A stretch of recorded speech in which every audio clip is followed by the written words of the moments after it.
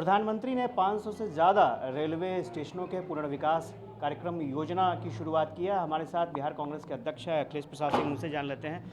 लगातार प्रधानमंत्री कुछ न कुछ कार्यक्रम लेकर आ रहे हैं और हर संडे को उनका कार्यक्रम होता है और आज भी अब 6 महीना सरकार का बचा है, उनके विदाई का समय आ रहा है, तो अपना रेवड़ी बांटने का काम ऐसे भी वो करते रहे हैं। बाकी ज़मीन पर तो कुछ होता नहीं है, तो अब वो सब काम कर रहे हैं। रोज़ न्यूज़ में आप बनाए रखते हैं, वो न्यूज़ में बने रहना चाहते हैं, तो कुछ इस तरह का अपना कार्यक्रम चला रहे हैं।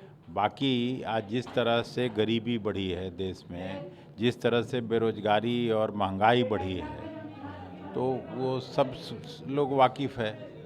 कितने नौजवान जिनको नौकरी थी भी, वो भी बेरोजगार हो गए इनके पॉलिसीज़ के चलते। कमर नौकरी भी तो बांट रहे हैं ना, हर बार आप देखते होंगे कि नौकरियां देते हैं। नहीं, पता नहीं आपके यहाँ नौकरी मिली होगी, आप जिस गांव के रहते होंगे। मेरे गांव में तो किसी को नौकरी नहीं लगी इनके 10 साल के हुकूमत में। तो मैं तो समझता हूँ कि नौकरी और चली गई, जिन नौजवानों की नौकरी थी भी उनको भी, उनकी भी नौकरियाँ चली गई।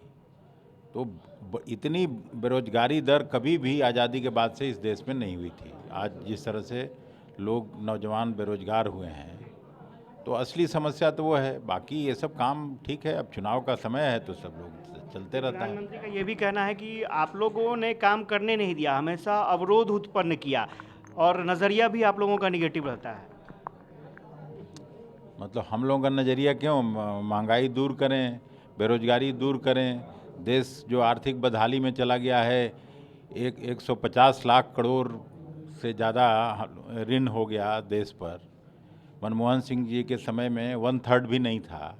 तो इस सबको दूर करें, फिर क्यों व्यवधान पैदा करेगा? और मान लीजिए जो कुछ हुआ मणिपुर में, जिस तरह का हिंसा हुआ, जो 2 समाज में, कुकी और मैती समाज में, उसको सांप्रदायिकरण करने का काम वो कर रहे हैं। तो उसकी बुराई तो करेगा लोग, राजनीतिक पार्टी है तो उसके बारे में बोलेगा। एक वर्ड कभी बोलना नहीं है। रोज़ 267 के तहत हम लोग नोटिस देते हैं, सोते जगते 267 याद आता है, और आज तक उस पर कभी चर्चा नहीं हुई। तो अपोजिशन अपनी जिम्मेदार भूमिका का निर्वहन करे कि नहीं करे, आप ही बता दीजिए ना। हम लोग कोई अनर्गल बात तो करते नहीं हैं। शिक्षकों के मसले पर अध्यक्ष जी, कल एक बड़ी मीटिंग हुई मुख्यमंत्री के साथ, आपने भी पहल की थी। क्या लगता है कब तक खुशखबरी मिल पाएगी? नहीं, मुझे लगता है कि मुख्यमंत्री जी बहुत 2 घंटे तक की मीटिंग उन्होंने ली है और अब समझ गए हैं, जल्दी कोई रास्ता निकल जाएगा।